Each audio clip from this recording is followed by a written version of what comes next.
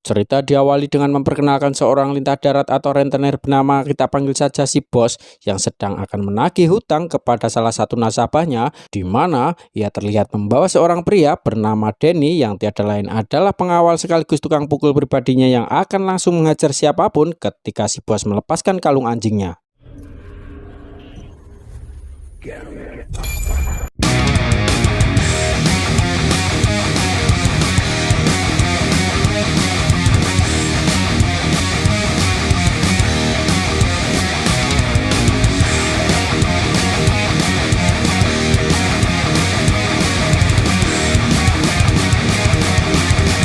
Mungkin Anda akan terkejut saat mengetahui bahwa si Bos memperlakukan Denny secara tidak manusiawi. Ya, Denny diperlakukan layaknya guguk yang akan siap menurut apapun yang diperintahkan oleh majikannya. Hal itu tak lepas dari didikan si Bos yang memang sejak Denny masih kecil sudah dicuci otaknya agar tak memiliki sifat-sifat manusia layaknya sakit perut, emosi, dan lain sebagainya.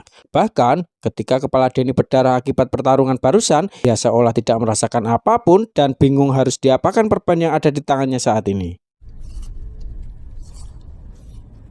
Sementara si Bos dan anak buahnya sedang bagi hasil dan merayakan keuntungan yang mereka dapatkan hari ini, Denny hanya bisa memukul samsak lapuk di dalam kandangnya yang berada tepat di bawah permukaan lantai. Yang karena samsaknya bocor, Denny pun mulai membaca buku anak kecil yang menjadi satu-satunya sumber pengetahuan yang Denny miliki. Di mana Denny nampak tertarik dengan satu benda, yaitu piano, yang sepertinya memang punya masa lalu khusus dengan alat musik yang ditekan tersebut.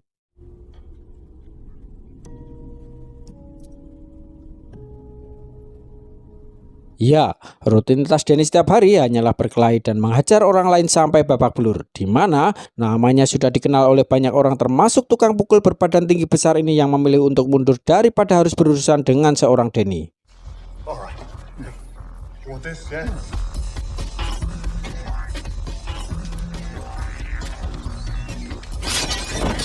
Setelah berkeliling mendatangi banyak nasabah yang telat bayar, sampailah si Bos di sebuah tempat seorang pengusaha perhiasan yang masih punya sisa utang. Beda dengan nasabah lain yang hanya pasrah diajar oleh Denny, si pengusaha ini mengetahui atau mengamati cara kerja si Bos yang hanya bisa menyuruh Denny apabila kalung anjingnya dilepas. Sehingga si Bos dan anak buahnya pun harus pasrah diajar oleh si pengusaha dengan Denny yang hanya terdiam tanpa melakukan apa-apa.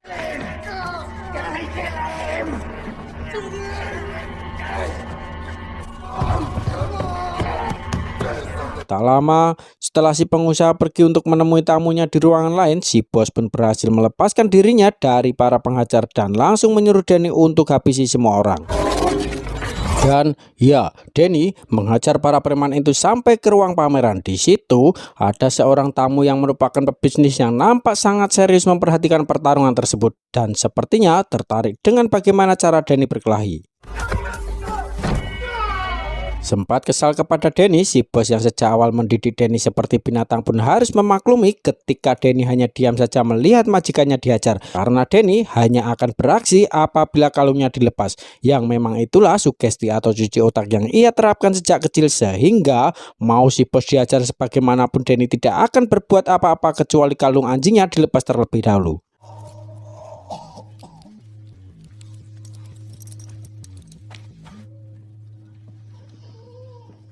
Alih-alih pulang dan menyudahi pekerjaan hari ini, si Bos yang masih belum memenuhi target harian pun memilih untuk mendatangi nasabah selanjutnya, yaitu pemilik gudang barang antik, di mana si Bos sudah punya cara agar kejadian seperti tadi tidak terulang lagi, yaitu menyuruh Denny untuk menunggu di ruangan lain dengan sebuah lampu yang akan menjadi sebuah tanda apabila si Bos membutuhkan bantuannya.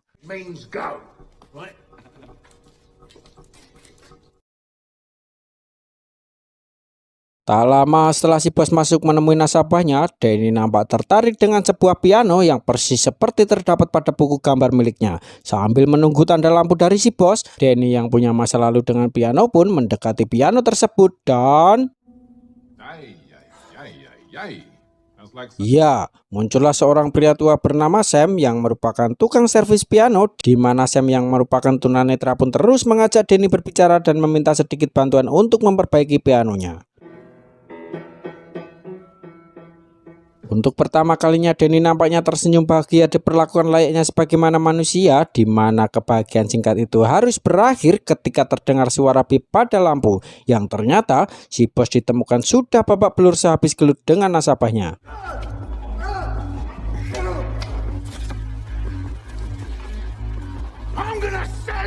Sepulangnya mereka ke markas dengan Danny yang dimarahi habis-habisan, muncullah si pebisnis yang sempat kita lihat di toko perhiasan datang untuk menawari si bos sebuah peluang menghasilkan yang lebih banyak cuan. Ia rupanya memiliki sebuah laga tarung ilegal semacam fight club dan tertarik untuk mengajak Danny tampil di acara tersebut.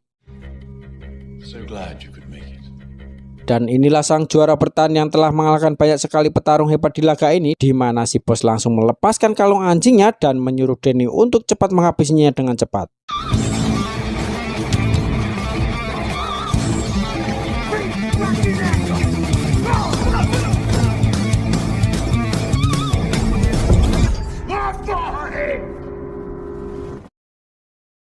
Tak butuh waktu lama bagi si bos untuk mendapatkan cuan yang jumlahnya lebih banyak hanya dari sekedar menagih utang kepada para nasabah, di mana saat mereka dalam perjalanan pulang tiba-tiba sebuah mobil truk muncul dan ya, ternyata itu semua adalah ulah si pengusaha perhiasan yang masih dendam atas kejadian tempo hari, di mana Danny yang masih hidup pun menganggap bosnya sudah mati dan pergi ke gudang barang antik tepat saat ada Sam di tempat tersebut. Who's there? It's you, isn't it? Disinilah Danny sekarang memakai pakaian bersih di salah satu kamar apartemennya Sam, di mana Danny yang baru siuman pun langsung nyeruput di kolong kasur ketika Sam masuk ke sana untuk memberikannya makanan. Find the safest place I could to hide. Right where you are. Okay, you take your time. Victoria and I are not big on asking questions. Mendengar Sam memainkan piano, Danny pun keluar untuk melihatnya tepat saat muncul anaknya Sam yang bernama Victoria yang nampaknya tertarik dengan karakter polos Danny. Bahkan menanyakan beberapa pertanyaan kepada Sam terkait apa yang Danny sukai. Does he like to read? Well, oh no. Does he like to write? He likes music. Cool. Mendengar Danny suka musik, Victoria pun menemui Danny di kamarnya dan memberikan sebuah piano kecil pemberian mendiang kedua orang tuanya. Saat Sam dan Victoria sedang makan malam, muncul Danny yang masih dengan malu-malu duduk ikut makan malam bersama mereka, di mana Danny yang seumur hidupnya belum pernah makan dengan sendok pun nampak kesulitan memakan makanan seperti manusia normal lakukan. Boom. This is your spoon.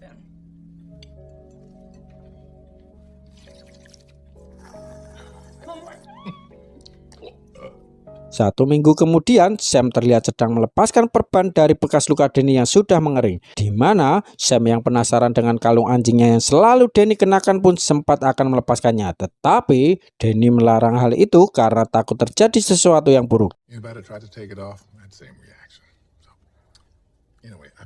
Sam pun mengajak Danny mengajar Victoria ke sekolah musik yang di situ Danny lagi-lagi untuk pertama kalinya dicium oleh lawan jenis, yang hal itu cukup membuatnya merasa aneh.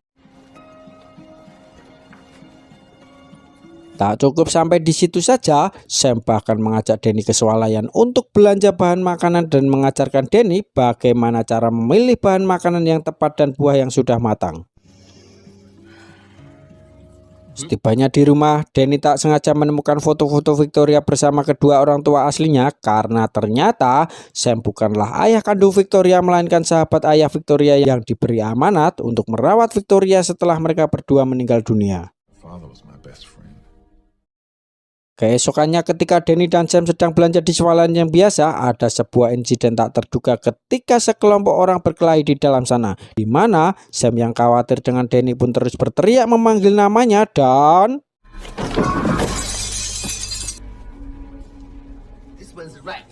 Kejadian itu pun tentu saja membuat Sam menjadi penasaran kenapa Danny tidak bereaksi apapun seperti ketakutan, menghindar ataulah terpancing untuk berkelahi, di mana Danny yang polos pun menjawab bahwa mereka tidak sedang berkelahi dengannya, kecuali ada yang mulai duluan Danny baru akan beraksi. This good? That's wonderful. Malamnya, Danny yang sedang sendirian di kamar pun didatangi oleh Victoria yang ingin berterima kasih telah bersedia tinggal di apartemen atau rumah kediamannya ini, dan membuat suasana rumah menjadi lebih hangat. Persis seperti Sam, Victoria pun penasaran dengan kalung anjing milik Danny, dan dengan sedikit bujuk rayu wanita, Danny akhirnya bersedia untuk melepaskan kalung tersebut.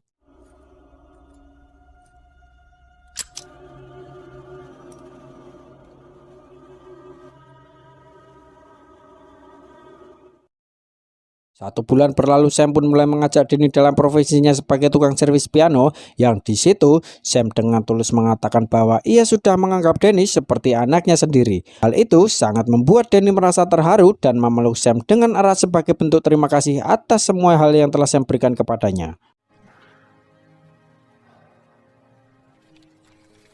Sebelum pulang, Sam pun memberikan Danny sejumlah uang sebagai upah pertama dari pekerjaan pertamanya, di mana Danny yang bingung harus diapakan uang itu pun pergi ke toko souvenir untuk membeli beberapa topi lucu dan bermaksud untuk memberikan hadiah kepada Victoria.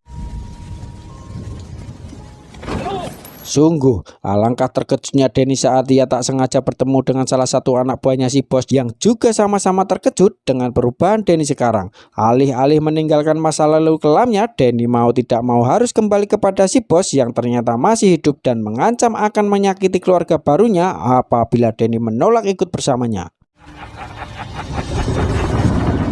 Pada akhirnya, Danny harus kembali pada kehidupan lamanya sebagai tukang pukul, di mana si bos benar-benar terkejut ketika Danny mengajukan sebuah pertanyaan tentang di mana ibunya dan bagaimana keadaannya sekarang.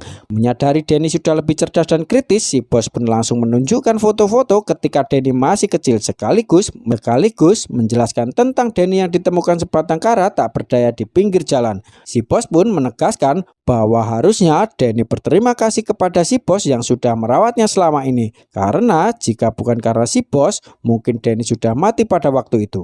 Your future is, Danny. Tak ingin membuang waktu, si bos langsung mendatangi lokasi Fight Club untuk melanjutkan rencananya yang sempat tertunda, yaitu menjadikan Danny sebagai jagoan baru di tempat ini dan meraup lebih banyak cuan, di mana Danny yang sudah capek menyakiti orang lain pun untuk pertama kalinya menolak permintaan si bos, sehingga si bos yang kesal pun mendorong paksa Danny agar segera masuk ke dalam arena.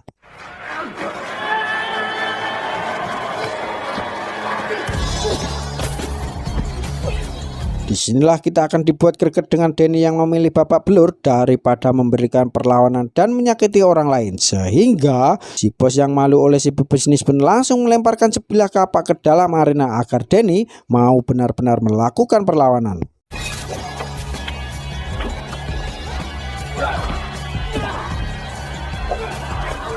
Masih tak melawan, si pebisnis yang tak ingin acaranya jadi tidak seru pun menurunkan 3 petarung lain untuk mengajar Danny, sehingga sekarang Danny harus melawan setidaknya 4 orang petarung sekaligus dan harus pasrah diajar secara keroyokan oleh mereka berempat. Danny akhirnya dibuat tak sadarkan diri dengan si bos yang terus meneriakinya untuk bangun dan lawan, yang ketika Danny sudah membuka matanya, ia pun sadar bahwa jika dirinya terus diam maka lama-kelamaan ia akan mati juga, sehingga Danny pun mulai menunjukkan seperti apa kemampuan dia yang sesungguhnya.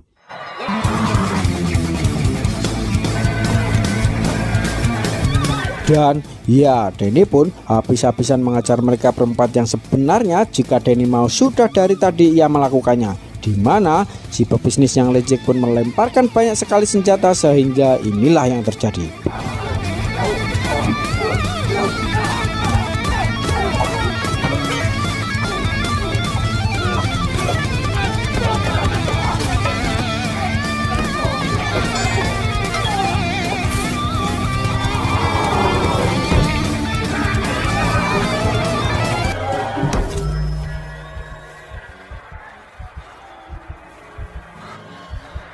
Danny pun berhasil mengendalikan emosinya ketika ia hanya mencederai mereka berempat tanpa membunuh. Namun karena aturan permainannya harus ada satu orang yang mati, si bos pun langsung menarik pelatuknya dan membunuh lawan Danny tersebut.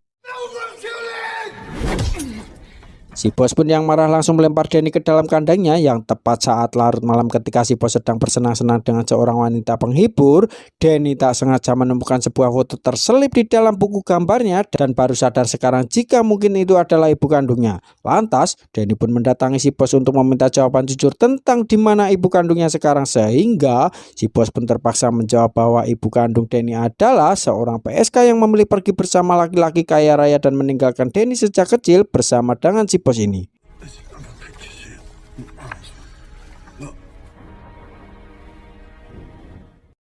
Keesokannya ketika Danny sedang dalam perjalanan menuju arena gelut, si bos dan supirnya terlibat percakapan ringan dengan topik keluarga bahwa yang namanya keluarga itu harus selalu bersama apapun yang terjadi, sehingga Danny yang sudah menganggap Sam dan Victoria sebagai keluarga pun langsung merecoki si supir hingga mobilnya mengalami kecelakaan.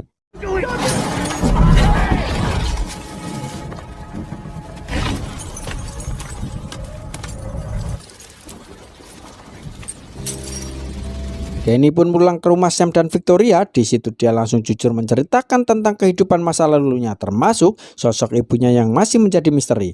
Yang dengan bermodalkan foto ibu Danny yang sedang memakai baju seragam universitas, mereka pun pergi ke salah satu universitas jurusan musik dan mulai melacak siapa ibu Danny yang sebenarnya. Ternyata si bos sudah bohong tentang semua-muanya yang dikatakannya, karena faktanya ibunya Danny resmi terdaftar sebagai salah satu dosen musik di universitas tersebut, sehingga itu cukup membuat Danny tenang setelah mengetahui bahwa ibunya adalah seorang wanita baik-baik.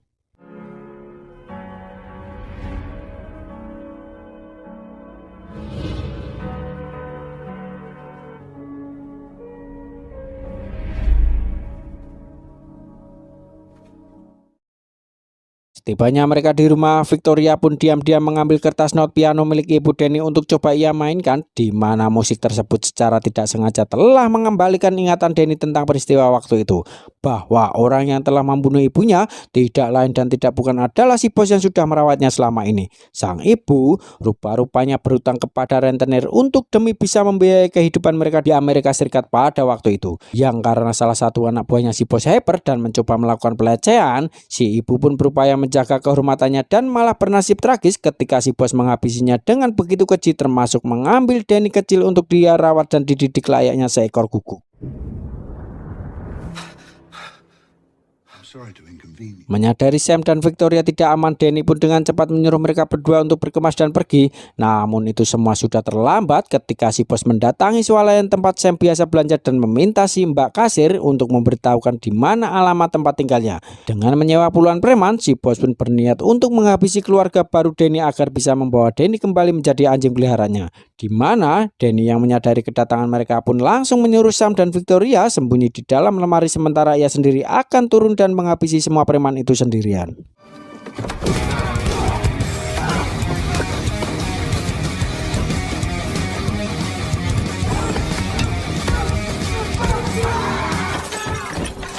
Melihat semua premannya tumbang, si bos pun langsung membawa seorang pembunuh ahli yang ia sewa dengan bayaran mahal, di mana pendekar itu pun langsung masuk ke dalam dan akan menghabisi Danny dengan menggunakan golok atau gobang yang biasa dipakai untuk ngarit.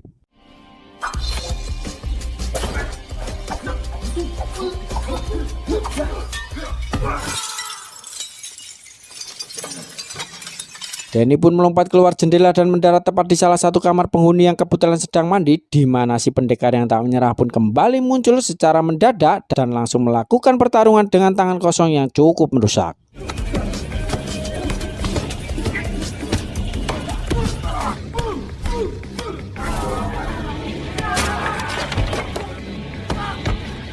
Dan ya, Danny pun berhasil menjatuhkan si pendekar, termasuk menendangnya keluar dari jendela. Sempat berusaha menyelamatkannya, si pendekar pun harus jatuh bebas dan mendarat tepat di atas mobilnya si bos.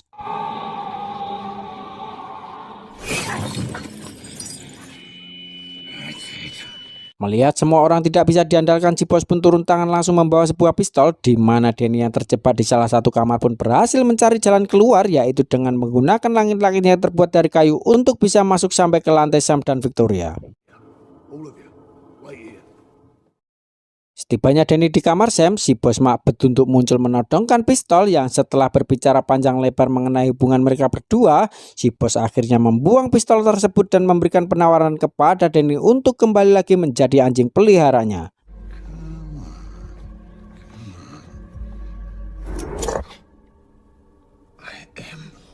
Dan ya, si bos pun kena prank ketika Danny berpura-pura mau diajak kembali. Tak sudi bagi Danny untuk balik lagi setelah mengetahui bahwa orang yang telah menghabisi ibunya adalah si bos sendiri. Danny pun menghajar si bos habis-habisan yang membuat Sam dan Victoria khawatir akan Danny bisa-bisa akan masuk penjara gara-gara ngebunuh si bos. Sehingga mereka pun berusaha melepaskan tangan Danny dari si bos, namun bukannya diam dan menyerah, si bos terus saja nyerocos memancing emosi Danny akan menghabisinya, sehingga Sam yang jengkel pun mengambil sebuah pot dan mengetuk kepala si bos sampai tak sadarkan diri. Setelah selesai, Danny dan Sam terlihat berada di jajaran bangku penonton untuk menonton penampilan Victoria yang memainkan piano, di mana ini akan menjadi awal baru untuk Danny punya kehidupan yang normal tanpa takut akan masa lalu yang akan mengganggunya lagi.